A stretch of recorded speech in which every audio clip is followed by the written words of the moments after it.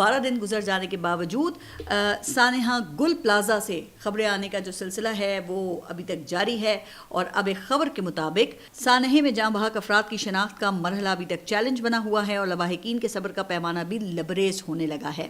سانحہ گل پلازا کے بعد سے لاپتہ ہونے والوں کے لواحقین کی آمد کا سلسلہ وہ تاحال جاری ہے، اور سی پی ایل سی شناخت پروجیکٹ کے سربراہ عامر حسن نے بتایا ہے کہ گل پلازا میں کئی گھنٹوں تک آگ کے شعلے دہکتے رہے۔ اس دوران وہاں موجود افراد کے جسم حتیٰ کہ ہڈیاں تک جل کر راکھ میں بدل گئیں، جس کے باعث جاں بحق ہوئے تقریباً 40 افراد کی شناخت کے امکانات مکمل ختم ہو گئے ہیں، چونکہ گل پلازا کی عمارت سے ملنے والی باقیات میں سے ڈی این اے کے لیے نمونہ ملنا ممکن نہیں ہے۔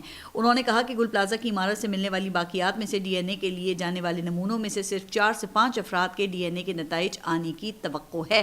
اب آپ ذرا ان لوگوں کے دکھ کا اندازہ تو کیجئے کہ جن کے پیارے جل کر راکھ ہو گئے ہوں اور وہ ان کی تدفین کرنے سے بھی قاصر ہوں، کیونکہ ان کی شناخت ممکن نہیں ہے نا۔ وہ یہ معلوم نہیں کر سکتے نا کہ لاشوں میں سے ان کے پیارے کی لاش کون سی ہے۔ یہ انتہائی ویسے افسوسناک صورتحال ہے، اور سندھ حکومت کی آنکھیں کھولنے کے لیے کافی ہے، اور یہ خطرے کا الارم بھی ہے۔ اور اگر اب بھی سندھ حکومت الزام تراشی اور یہ سازشی تھیریز گھڑنے کے بجائے اس قسم کے واقعات کو روکنے کے لیے کوئی مؤثر اقدامات نہیں کرتی، تو پھر سندھ حکومت کی نااہلی کے ساتھ ساتھ ان کی نیت پہ بھی شبہ کیا جائے گا۔ ویسے افسوس کی بات یہ ہے کہ سانحے پر بھی سیاست کی جا رہی ہے، لیکن یہاں پہ سانحات پر سیاست کرنا یہ بھی تو کوئی نئی بات نہیں ہے سیاستدانوں کے لیے۔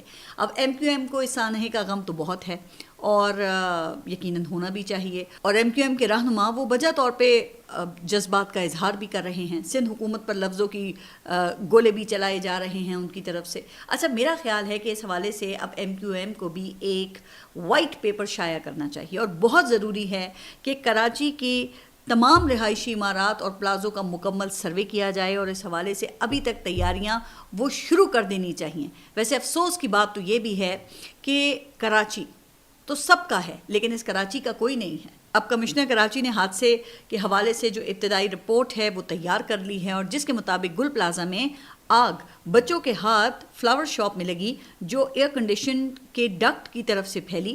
79 اموات ہوئیں، سب سے زیادہ ہلاکتیں میزنین فلور پر ہوئیں۔ ذرائع کے مطابق رپورٹ میں کہا گیا ہے کہ گل پلازا میں آگ رات 10:15 پر لگی۔ فائر ٹینڈر 10:37 پر گل پلازا پہنچا۔ ڈپٹی کمشنر جنوبی 10:30 بجے گل پلازا پہنچے۔ تو جناب، اب اتنے مصروف ترین پلازا میں آگ لگنے کے 37 منٹ بعد پہلا فائر ٹینڈر کا پہنچنا، یہ بہت افسوسناک اور الارمنگ ہے۔ اس سے پہلے وزیر اعلیٰ سندھ مراد علی شاہ انہوں نے بھی میڈیا کو یہ بتایا تھا کہ آگ کی اطلاع رات 10:16 پر ملی، اور پہلا فائر ٹینڈر 10:27 پر گل پلازا پہنچا تھا، جبکہ جو کمشنر کراچی ہیں ان کی رپورٹ وہ تو کچھ اور ہی حال بتا رہی ہے۔ بہرحال اس کا مطلب یہ ہے کہ اس دوران لوگ جل کر کوئلہ ہوتے رہے، اور عوام اپنی مدد آپ کے تحت ان کو بچانے کی کوششیں کرتے رہے۔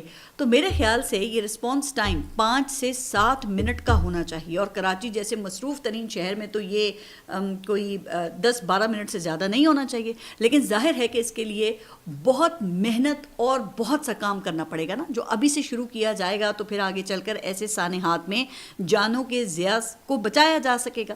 تو امید یہ ہے کہ اب حکومتیں وہ ہوش کے ناخن لیں گی، اور سانحات پر سیاست کا کلچر وہ بھی ختم ہو جائے گا۔